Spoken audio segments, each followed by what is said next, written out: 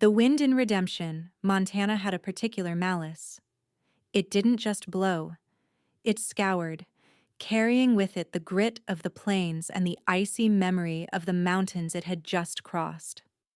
Sable felt it in her bones, a cold that had nothing to do with the thinning wool of her shawl.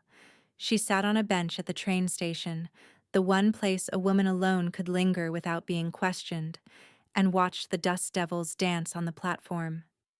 It had been 3 weeks since she'd buried Thomas. 3 weeks since the world had shrunk to the size of a rented room and the weight of the few coins in her pocket. They had come west with dreams as wide as the sky, dreams of a small plot of land and a life built with their own 4 hands. But the trail had taken Thomas's strength, and a fever in this raw-boned town had taken the rest. Now, all that was left of their shared future was a small, worn trunk at her feet. Inside, nestled among her few remaining clothes, was the last quilt. It was a log cabin pattern, stitched by her own hands over long winter nights back in Ohio, each scrap of fabric a memory. It was meant to cover their bed in their new home. Now, it was the last thing of value she owned. She wasn't at the station to leave. A ticket to anywhere was a luxury beyond her reach. She was here because it was a public space, a place of coming and going that made her own stillness feel less like an ending. People hurried past, faces set against the wind, their destinations pulling them forward. Sable had no destination. She was a ship becalmed, waiting for a wind that might never come. The station master gave her a wary look now and then, but so long as she caused no trouble, he left her be. She was just another piece of human luggage, unclaimed and forgotten. The whistle of the afternoon train was a lonely sound, a long, mournful cry that echoed the hollowness inside her. It pulled into the station with a hiss of steam and a groan of metal, a great iron beast breathing out its weariness. A handful of people disembarked, their movements brisk and purposeful. Then, one man stepped down, and the world seemed to still for a moment. He was tall, built with the unyielding strength of an old oak, but his face was all harsh lines and shadows. He wore a fine but travel-worn suit, no greatcoat, and the wind hit him like a physical blow. Sable watched him. He didn't flinch, but a tremor ran through his powerful frame, a deep, bone-rattling shiver he tried to suppress. His jaw was set like granite, his eyes the color of a winter sky, and they stared down the empty track as if daring it to challenge him. He was waiting for someone, his impatience a palpable force field around him. But as the minutes stretched on and the platform emptied, his rigid posture began to betray him. The cold was sinking its teeth into him. Another shiver racked his body, harder this time. She saw not just the cold, but something else in his eyes, a desolation that matched her own. It was a stark, lonely grief, the kind a man like him would never admit to, not even to himself. It was a look she knew intimately. She saw it in her own reflection in the window of her small room each morning. He was powerful, that was plain to see, but he was broken in a place no one could see. Without thinking, without allowing her own desperate circumstances to argue with the impulse, she stood. She opened her trunk, the hinges groaning in protest. The scent of cedar and old memories rose from within. She lifted out the quilt. The colors, rich burgundies and deep forest greens, seemed impossibly vibrant in the gray afternoon. It was heavy in her arms, a solid, comforting weight. It was her last piece of warmth, her last connection to the life she had lost. She walked toward him. He didn't seem to notice her until she was standing right in front of him. His gaze dropped from the empty road to her face, his expression a mixture of confusion and annoyance. He looked like a man who was not used to being approached by strangers, especially not a woman with worn-out shoes and a threadbare shawl. Sable didn't speak. Words were inadequate for this. She simply unfolded the quilt, the intricate pattern of the log cabin squares catching the pale light. She held it out to him. An offering. A silent acknowledgement of the cold, both outside and in. His eyes widened slightly. The hard mask on his face cracked. He looked from the quilt to her face, then back again. "What is this?" His voice was low and rough, like stones grinding together. "You're cold," she said. It was a simple fact, the only truth that mattered in that moment. He shook his head, a gesture of pure, stubborn pride. "I don't need charity." He reached inside his jacket, his hand fumbling for a wallet. "I can pay you for it." Sable tucked the quilt a little tighter against her chest, a brief, selfish pang of regret hitting her. This was everything, her last beautiful thing. But the look in his eyes, that profound loneliness, mirrored her own too perfectly.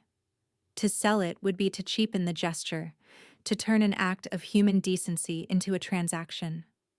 She shook her head, her gaze steady on his. "It's not for sale," she said softly.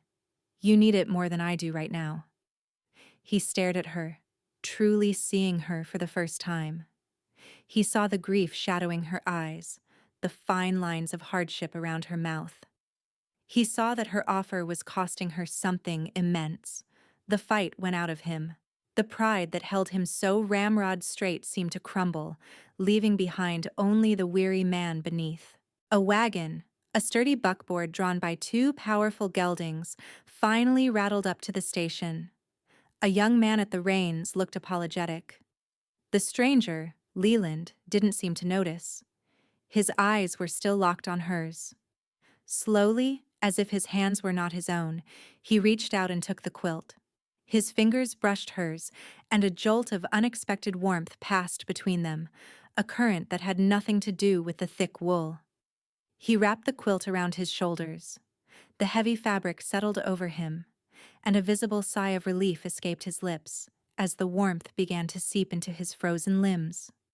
He looked different now, less like a monument carved from ice, and more like a man. He began, his voice thick with an emotion he couldn't name. "Thank you." He didn't know her name. He didn't ask. The wagon driver called out to him. "Mr. Cade, we best be going. It'll be dark soon." Leland Cade. The name meant nothing to her. He gave her one last searching look, a look that promised he would not forget this. Then he turned and strode to the wagon, climbing in with a fluid grace that belied his weariness. He sat on the hard wooden seat, the vibrant colors of her quilt a stark contrast to the gray landscape and his own dark clothing. The wagon pulled away, leaving Sable alone on the platform with an empty trunk and an even emptier feeling in the pit of her stomach.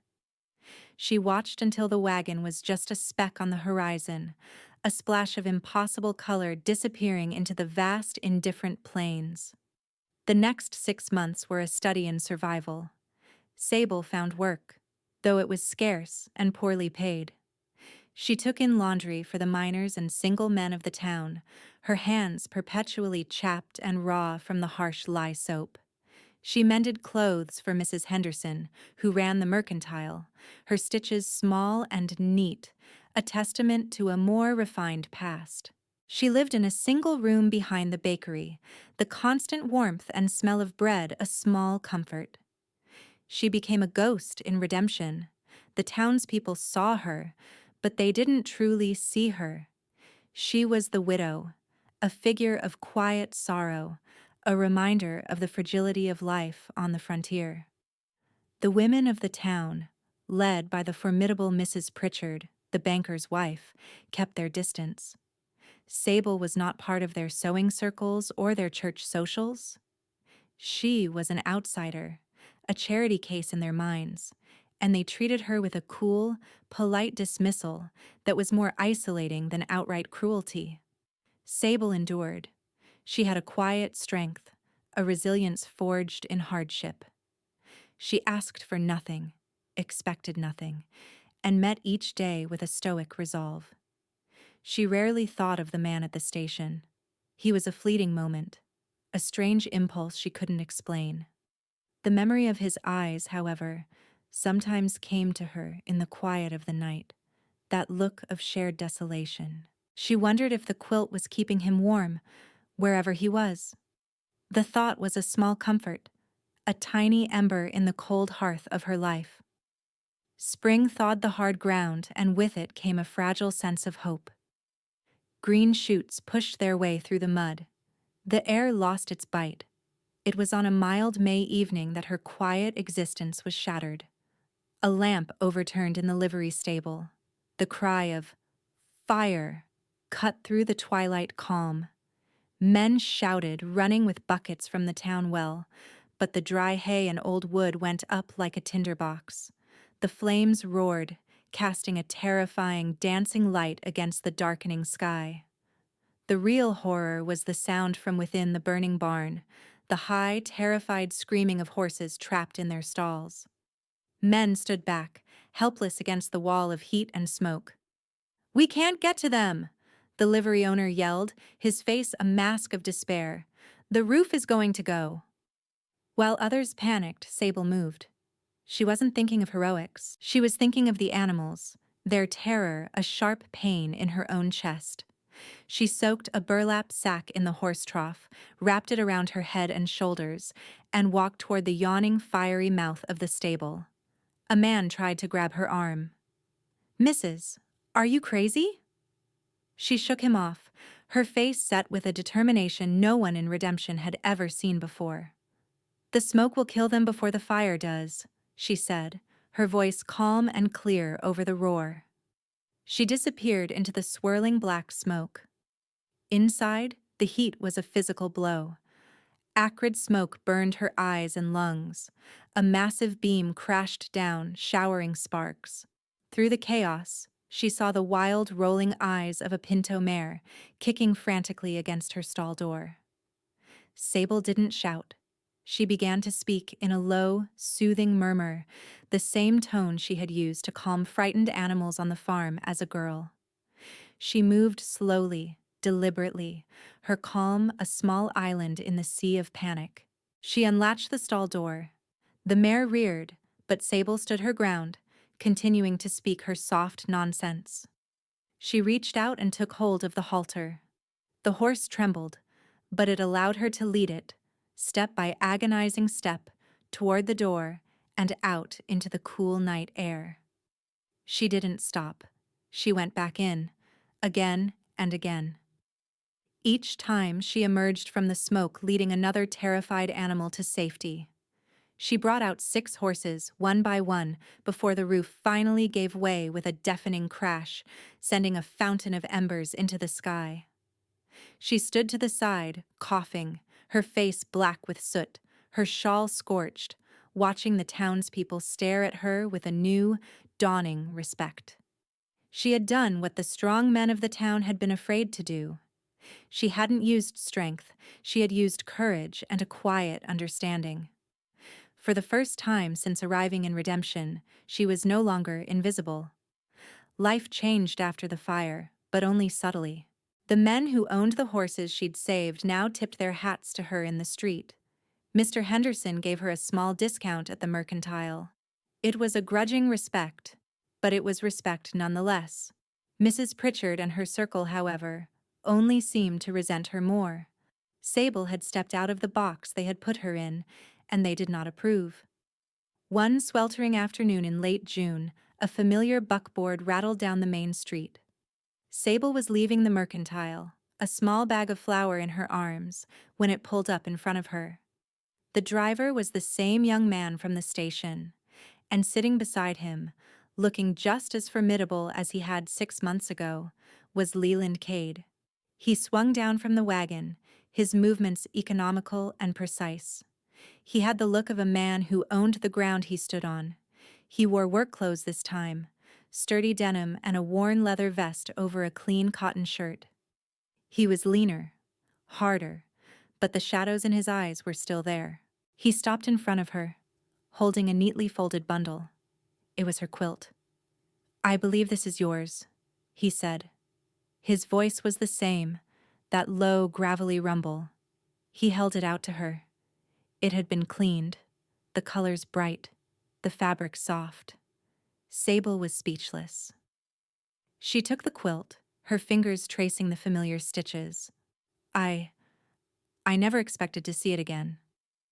A debt must be paid, he said, his gaze intense. I've been asking after you. They told me what you did at the livery fire. He paused, as if the words were difficult for him. That was a brave thing to do. It was a necessary thing to do, she corrected him quietly. An awkward silence fell between them. He seemed to be searching for the right words. My ranch, he began, then stopped. The Circle C. It's north of here. I need a housekeeper.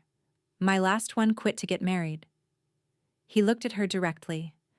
The work is hard, but the pay is fair. You would have your own rooms. It would be a respectable position. Sable's heart hammered against her ribs. The Circle C was the largest ranch in the territory, a small empire built by this man's will. To work there would mean security, a real roof over her head, a life beyond scrubbing other people's laundry. But it was his eyes that held her. He was offering her a job, but it felt like something more. It felt like he was offering her a lifeline because he recognized the one she had thrown him. Why me?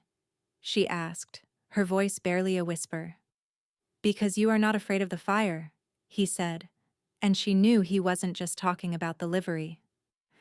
And because I owe you more than a clean quilt? He wasn't a man who liked being in anyone's debt. This was his way of balancing the ledger. She understood that. But still, she felt a flicker of hope, the first she had felt in a very long time. I accept, she said. The Circle C ranch house was like the man who owned it. Large, solid, and profoundly lonely. It was a well-built structure of stone and timber, with big windows that looked out over rolling grasslands, but inside, it was cold. A thick layer of dust covered every surface. The air was stale, the curtains drawn tight against the sun. It was a house that had been without a woman's touch for a long, long time. It was a house in mourning. Sable set to work. She opened the windows, letting in the sunlight and the scent of sagebrush. She beat the dust from the rugs, washed the curtains, and scrubbed the floors until the wood gleamed. She polished the silver until it shone and aired out the heavy, musty linens. She worked from sunup to sundown, fueled by a deep, instinctual need to bring life back into this desolate space. It was more than a job. It was a reclamation project for the house and, perhaps, for herself. Leland kept his distance at first. He was a man of routines, rising before dawn and returning after dusk, his days spent on the range with his men. He would eat the meals she left for him in silence at the big dining room table, his presence filling the room, but his spirit absent. He was polite, remote, a ghost in his own home. Sable respected his solitude. She understood that he was a man walled in by his own grief, and she would not presume to knock on those walls. But her presence began to change things, in small, undeniable ways. One evening, he came home to the smell of freshly baked bread. He stopped in the doorway of the kitchen, watching her as she kneaded a second loaf on a flour-dusted board, a smudge of white on her cheek. She was humming a soft, nameless tune. The scene was so profoundly domestic, so full of a warmth he had long forgotten, that it struck him dumb. My wife, he said, his voice startlingly rough in the quiet kitchen. She used to bake bread. It was the first time he had mentioned his wife to her, or to anyone, in years. Sable's hands stilled on the dough. She looked at him, her expression full of a gentle understanding. She didn't offer empty platitudes or condolences. She simply nodded. It makes a house feel like a home, she said. He stayed, leaning against the doorframe, and watched her finish. They didn't speak again, but the silence was different. It was not empty. It was shared. When he ate his supper that night, the bread was still warm from the oven, and for the first time in a very long time, he tasted his food. Another evening, she was in the sitting room, mending one of his work shirts by the light of a kerosene lamp.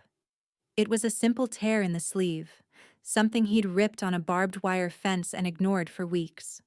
She worked with quiet concentration, her stitches small and even. He came in to get a ledger from his desk and stopped, watching the lamplight catch the soft curve of her neck.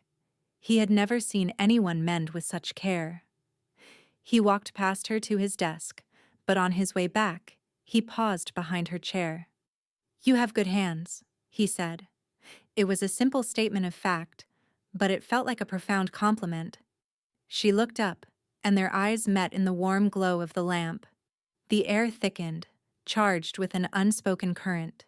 He was standing so close she could feel the heat radiating from him. He wanted to reach out, to touch the stray wisp of hair that had escaped her bun, but he clenched his fist at his side and retreated from the room as if fleeing a fire. The walls around him were beginning to crack. Her quiet competence, her gentle presence, her refusal to be intimidated by his moods, it was all chipping away at the fortress of his grief. He found himself looking for her, listening for the sound of her soft humming or the rustle of her skirts. He started coming back from the range a little earlier each day. He was beginning to need the quiet warmth she brought to his house, and that need terrified him. The breaking point came during a summer thunderstorm. The sky turned a bruised purple, and the wind howled like a hungry wolf. A gust of wind and rain tore open the latch on one of the tall windows in the main hall. Rain lashed in, soaking the wooden floor. Sable rushed to close it, her slight frame struggling against the force of the wind. Leland appeared at her side, his presence solid and reassuring. "Here," he grunted, reaching around her to grasp the window frame. Together. They put their shoulders into it, pushing against the gale. For a moment they were pressed close, her back against his chest, his arms bracketing her. She could feel the steady, powerful beat of his heart. Their hands met on the cold brass latch. A jolt, sharp and clean as lightning, passed between them. It was more than just a touch. It was a shock of recognition, an acknowledgement of the powerful current that had been building between them for weeks. They slammed the window shut and latched it. The roar of the storm was suddenly muffled, and the silence in the hall was deafening. They stood there, their hands still covering each other's on the latch, their breath misting in the cool air. Neither of them moved. Neither of them breathed. He could smell the clean, soapy scent of her hair. She could feel the strength in his hands, the coiled power in his body. He slowly turned her to face him. His eyes, dark with a storm of their own, searched hers. He lowered his head, and for a heart-stopping moment she thought he was going to kiss her. But then a clap of thunder rattled the house, and he flinched back as if he'd been burned. He dropped his hands, took a step back, and the connection was broken. "The floor," he said, his voice strained. "We should wipe up the water." He turned and walked away, leaving her with a racing heart and the undeniable certainty that something had just irrevocably changed between them. He was afraid, and for the first time, so was she. News traveled fast in a small town, and the news that the widow Sable was now living and working at the Circle C spread like wildfire. It was Mrs. Pritchard who fanned the flames. She saw Sable's good fortune not as a blessing, but as a transgression. In her rigid, ordered world, a woman like Sable did not simply rise from destitution to a position of comfort and influence. It was unseemly. Mrs. Pritchard had long considered Leland Cade to be the most eligible man in the territory, a perfect match for her own perfectly dull daughter, Amelia.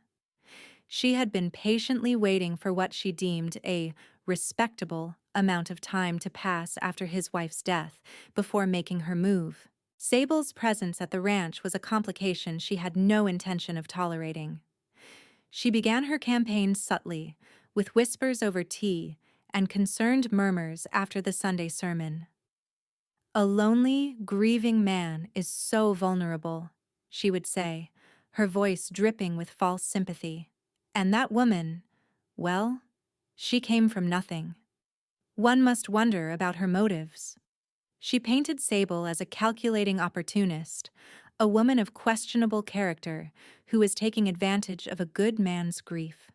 The other women of her circle, eager for a scrap of gossip, picked up the thread and wove it into a tapestry of slander. When the whispers didn't produce the desired result, Leland did not, in fact, dismiss his new housekeeper. Mrs. Pritchard decided on a more direct approach. She drove her buggy out to the Circle C one afternoon, arriving under the guise of a social call. Sable, her hands still damp from washing vegetables, answered the door. Mrs. Pritchard looked her up and down, her lip curled in a faint sneer. "I am here to see Mr. Cade," she announced, as if speaking to a servant she was about to dismiss. Leland was in his study, going over his accounts. He greeted Mrs. Pritchard with a cool, formal politeness. She wasted no time on pleasantries. "Leland," she began, settling into a leather armchair as if she owned it. "The town is talking. They are concerned for you." Leland's eyes narrowed. "Concerned about what, Eleanor?" "About this arrangement." She waved a dismissive hand in the general direction of the rest of the house. "Hiring that woman, a penniless drifter with no connections. People are saying she has you under some kind of spell, that she is taking advantage of your good nature." She leaned forward, her voice dropping to a conspiratorial hiss. "It is damaging your reputation, your family's name. You must see that. For your own good, you must send her away." Leland stood up, his tall frame seeming to fill the entire room. The cordiality vanished from his face, replaced by a cold fury. "My household arrangements are my own business," he said, his voice dangerously quiet. "Sable is a decent, hard-working woman. She is here because I asked her to be here. I will not have you or anyone else speak ill of her." Mrs. Pritchard was taken aback by his vehemence, but she pressed on, convinced of her own righteousness. "Decent? Leland, be sensible. What do you truly know about her? She is an adventuress, plain and simple. If you do not get rid of her, you will find yourself an outcast. The good people of this town will not stand for it." It was a threat, plain and simple. Choose the town, or choose the woman. The confrontation left a scar. Mrs. Pritchard's words, as venomous as they were, had struck a nerve in Leland. Not because he believed them, but because they echoed his own deepest fears. He was drawn to Sable in a way that terrified him. He was starting to feel again, and feeling meant vulnerability. It meant opening himself up to the possibility of another devastating loss. The memory of his first wife, pale and still in their bed, the silent nursery down the hall. It was a wound that had never healed. He had sworn he would never risk that kind of pain again. He began to retreat. The fragile warmth that had started to grow between them turned brittle, then cold. He became distant, formal, the master of the house once more. He spoke to Sable only when necessary, his words clipped and impersonal. He avoided the kitchen, took his meals in his study, and returned to the house later and later each night. He was rebuilding the walls around his heart, stone by painful stone, and shutting her out. Sable felt the change like a winter chill. The shared silences became empty. The brief glances became guarded. The house, which had started to feel like a home, once again felt like just a place of employment. She didn't understand what she had done wrong. Her own self-doubt, a constant companion for so long, began to whisper in her ear. Of course he would turn on her. Why would a man like Leland Cade ever truly see her as more than a housekeeper? Mrs. Pritchard had been right. She was a fool to have hoped for anything more. The final blow came one evening a week after Mrs. Pritchard's visit. He called her into his study. The room was dark, save for a single lamp on his desk. He stood by the window, staring out at the twilight, his back to her. "This isn't working," he said, his voice flat and devoid of emotion. "It was a mistake to bring you here. Sable's breath caught in her throat. She gripped her hands together to stop them from shaking. A mistake? I thought, I have done my work well. Your work is not the issue, he said, still not turning to look at her. My life is complicated. I require solitude. Your presence here has become a distraction. The word distraction landed like a slap. He was lying. She could hear it in the careful, dead tone of his voice. He was afraid. He was pushing her away to protect himself. She could see the towering walls of his grief, and she knew she had no way to scale them. She could fight many things: poverty, fire, the scorn of a town, but she could not fight the ghosts that haunted this man. I see, she said, her own voice barely audible. Her heart, which had dared to feel a flicker of hope, felt as if it were turning to ash in her chest. I'll pay you a full month's wages, he continued, his voice relentless. It will be enough to get you a train ticket to start somewhere new. He was offering her money, the very thing he had accused her of wanting. The cruelty of it, intentional or not, was staggering. She wouldn't cry, not in front of him. She lifted her chin, her quiet dignity her only shield.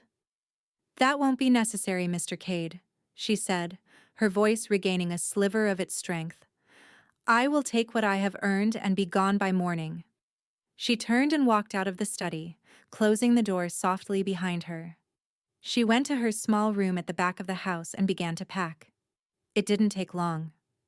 She folded her few items of clothing and placed them in the old trunk.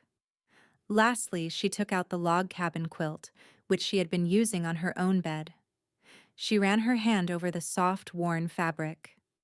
It was the beginning and the end of this story. She folded it carefully and laid it on top. She was leaving with exactly what she had arrived with. Nothing gained, and so much lost. She felt a desolation so profound it threatened to swallow her whole. She had been a fool to believe that a single act of kindness could ever change the course of a life like hers. Leland stood at the study window long after she had gone. He listened to the soft sounds of her packing, each rustle of fabric, each quiet footstep a fresh torment. He had done it. He had sent her away. He had protected himself. He should have felt relief. Instead, all he felt was a vast, crushing emptiness. The house was silent again, just as he'd claimed he wanted. But it wasn't a peaceful silence. It was the silence of a tomb. He walked through the rooms. He saw the gleam of the polished wood floors, the clean, crisp curtains, the vase of wildflowers she had picked and placed on the mantel. He ran a hand over the smooth, worn wood of the kitchen table where she had kneaded bread. He went to his room and saw the shirt she had mended, the stitches a small, perfect testament to her care, laid neatly in his drawer. He had called her a distraction. The truth was, she was the first thing that had felt real to him in years. He realized with sickening clarity what he had done. He hadn't just dismissed a housekeeper. He had extinguished the only light that had managed to penetrate his long darkness. He had chosen the cold, familiar comfort of his grief over the terrifying, vibrant possibility of a future. He was a coward. Mrs. Pritchard hadn't defeated him. His own fear had. Sable hadn't been taking advantage of his grief. She had been healing it, and he had been too blind and too afraid to let her. This was her rescue of him. Her quiet, steady presence had shown him that his house was not a home, that his life was not a life. It was a waiting room for death. By leaving, she was forcing him to see the truth. He could stay here and let the dust settle on his heart for good, or he could fight for the one person who made him feel alive. He thought of her at the station, offering her last possession to a cold, bitter stranger. She was not afraid of the fire, and he could not let himself be afraid of the warmth. Without another thought, he strode to the small, locked box where he kept his important papers. He opened it and took out a small velvet pouch. Inside was a simple gold band. It had been his mother's. He shoved it into his pocket. left the house without even grabbing a hat, and saddled his fastest horse. He rode for redemption as if the devil himself were on his heels. Sable was back where she had started, on the bench at the train station. The evening train to the east was due in an hour. Her trunk sat at her feet. The cycle was complete. She had arrived with nothing, and she would leave with nothing. Several of Mrs. Pritchard's friends were on the platform, pretending to wait for passengers but actually there to witness her humiliation, to see the upstart widow put back in her place. Mrs. Pritchard herself stood near the stationmaster's office, a smug, satisfied smile on her face. Sable ignored them. She stared down the tracks, her gaze unfocused. She felt a profound weariness, a bone-deep exhaustion that went far beyond physical fatigue. She had tried. She had truly tried. But this world was too hard, and her spirit was too bruised to fight anymore. Then she heard it. The frantic, desperate pounding of hooves on the hard-packed dirt road. A horse skidded to a stop in front of the station, its sides heaving. Leland Cade swung down from the saddle. His hair was wild, his face streaked with dust, his eyes burning with a raw, powerful emotion she had never seen before. He ignored the shocked gasps from the townswomen. He walked right past a sputtering Mrs. Pritchard as if she were a fence post. He strode directly to Sable, his boots echoing on the wooden platform. He stopped in front of her, his whole body radiating a desperate urgency. "Don't go," he said, his voice ragged. She looked up at him, her heart doing a slow, painful turn in her chest. "You told me to leave." "I was a fool," he said, and the admission seemed to cost him everything. "I was a damned, cowardly fool." He dropped to one knee before her, right there on the dusty platform in front of God and all the gossips of redemption. He didn't seem to care who was watching. His world had narrowed to her. "The ranch is just wood and nails without you," he said, his voice thick and raw. "The house is cold. I'm just dust. I've been dead for 3 years, Sable. You were the first thing that made me want to be alive again." He reached into his pocket and pulled out the small gold ring. It glowed in the fading light. He held it out to her in the palm of his calloused hand. It was not a question of employment. It was something infinitely more terrifying and beautiful. I am not a man who knows the right words," he said, his eyes pleading with hers. "But I know this. Home isn't a place. It's you. I'm asking you to come home, Sable. With me, as my wife." Tears she had refused to shed now streamed freely down her face. Not tears of sorrow, but of a joy so overwhelming it was painful. This was the true rescue. Not him saving her from poverty, but this moment. This public declaration, this choosing of her, the discarded woman, over reputation, over pride, over fear itself. Her own strength had been in her endurance and her quiet acts of care. His was in this shattering of his own walls in front of the very people who had tried to build them higher.